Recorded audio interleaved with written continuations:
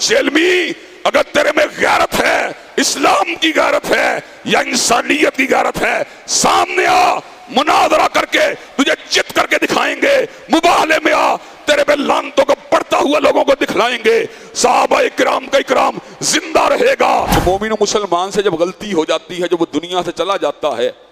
تو پھر ہمیں اس کا بغض اپنے دل میں نہیں پالنا چاہیے، ہمیں پھر دعا مانگنی چاہیے، ربنا اغفر لنا ولاخواننا الذین سبقونا بالایمان، اے ہمارے پروردگار ہمیں بھی معاف کر دے اور جو ایمان پر رخصت ہوئے انہیں بھی معاف کر دے۔ اسی لیے حضرت رسول اللہ نے کہا تھا لا تسبوا الاموات، کہ مردوں کو گالی مت دو۔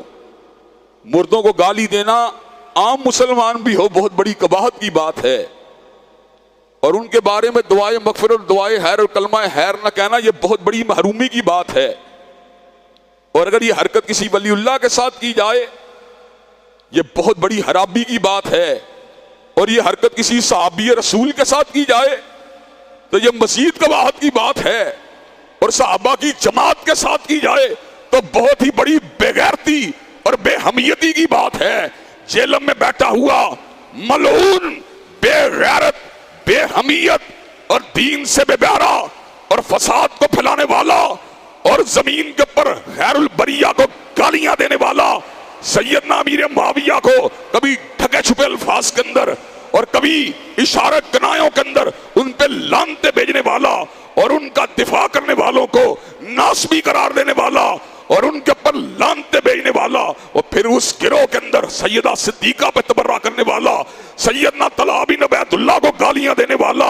اور حضرات گرامی قدر حواری رسول زبیر ابن عوام کو گالیاں دینے والا، جنگ جمل کے اندر موجود صحابہ کو گالیاں دینے والا، جنگ صفین کے صحابہ کو گالیاں دینے والا، اسلاف امت کو گالیاں دینے والا، ابن تیمیہ کو گالیاں دینے والا، علامہ شہید کو گالیاں دینے والا، اللہ کی گستاخی کرنے والا، حضرت رسول اللہ کی شان اقدس کے اندر بکواس کرنے والا، اور مسالک کی جو ہے پگڑیوں کو اچھالنے والا، وہابیوں بغیر تو کہہ کے ان کو مخاطب کرنے والا، بریلوی علماء کو گالیاں دینے والا، علماء دیوبند کو گالیاں دینے والا، وہ سمجھ نہیں آتی اس معاشرے کے اندر نقص امن اور فساد کو پھیلانے والے اس بے غیرت اور بکواسی کو کیوں پٹا نہیں ڈالا جاتا؟ حضرات گرامی قدر کیا دین ہی اتنا مظلوم ہے جو مرضی بکواس کرنا شروع کر دے؟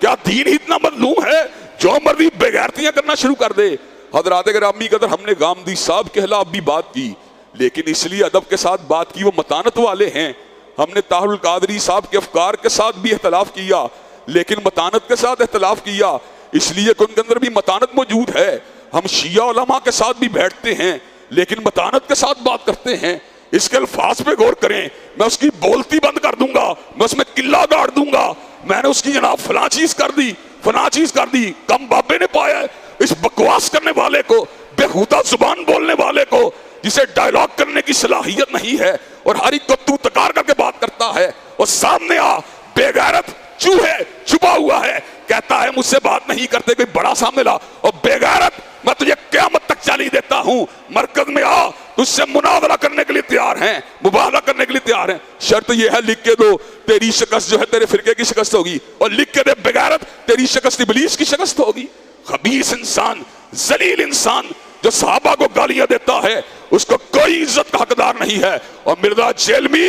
اگر تیرے میں غیرت ہے، اسلام کی غیرت ہے یا انسانیت کی غیرت ہے، سامنے آ، مناظرہ کر کے تجھے چت کر کے دکھائیں گے، مباہلے میں آ، تیرے پہ لعنتوں کو پڑھتا ہوا لوگوں کو دکھلائیں گے، صحابہ کرام کا اکرام زندہ رہے گا، حضرت علی المرتضیٰ کو بھی زندہ باد کہتے رہیں گے، حضرت امیر معاویہ کو بھی زندہ باد کہتے رہیں گے، حسن و حسین کو بھی زندہ باد کہتے رہیں گے، اور بنو امیہ سے وسطی صحابہ کرام کو بھی زندہ باد کہتے رہیں گے۔ ہم اتنے بے غیرت نہیں کہ الفاظ بکیں کہ ہم صحابہ کے دور میں ہوتے ان کے پر تلوار رکھ لیتے، فڑے مت تیرا،